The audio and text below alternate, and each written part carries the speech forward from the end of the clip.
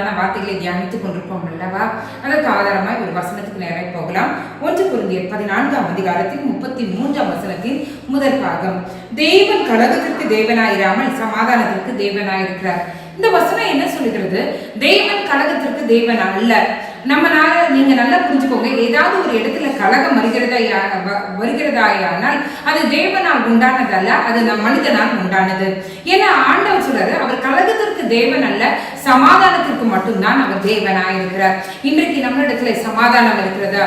நம் மூலமாய் சமாதானம் உண்டாயிருக்குமானால் நம்ம தேவனை சார்ந்தவர்களாய் இருப்போம். நம் மூலமாய் அங்கே கலகம் உண்டாயிருக்கிறது என்றால் நம்மளிடத்துல யார் இருப்பாங்க? நம்ம யாருக்கு பிள்ளைகளாய் இருக்கிறோம் என்பதை கொஞ்சம் சீர்தூக்கி பார்க்கலாம்.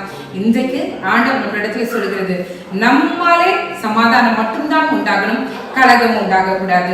கர்த்தரிடத்துல உதவி கேட்போம், ஆவியானவரிடத்துல உதவி கேட்போம். இதை சொல்லிக் கொண்டிருக்கும் போது ஒரு வாலிப சகோதரியை பார்க்கிறேன். நீங்க என்ன சொல்றீங்கன்னா, என்னால நான் போற இடத்துல சமாதானமா தான் இருக்கும், ஆனா நான் போற இடத்துல தான் வீணா பிரச்சனை உண்டாகுது, நான் போற இடத்துலதான் வீணான காரியங்கள் நடக்குது, நான் என்னதான் பண்றதுன்னே எனக்கு தெரியலன்னு சொல்லிட்டு நீங்க புலம்பிச்சுக்கீங்க.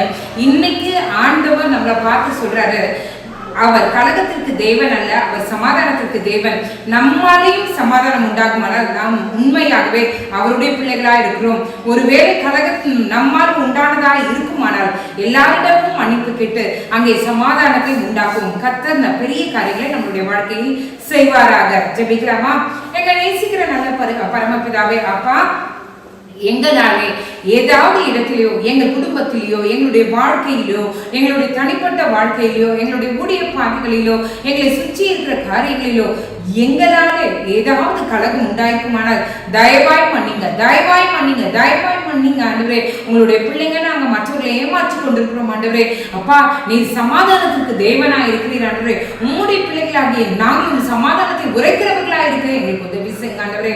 அப்பா, நாங்கள் யாவரிடத்திலும் சமாதானமாய் இருக்க, சமாதானம் பண்ணுகிறவர்களா இருக்க, ஆண்டவரே, நாங்கள் மன்னிப்பு கேட்கிறவர்களா இருக்க எங்களை நீங்க மாற்றுங்க ஆண்டவரே.